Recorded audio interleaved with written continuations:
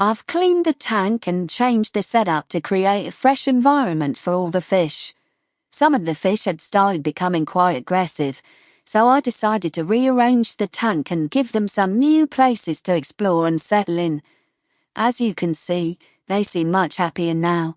Everyone is busy exploring their new surroundings, and they're definitely enjoying the clean, fresh water.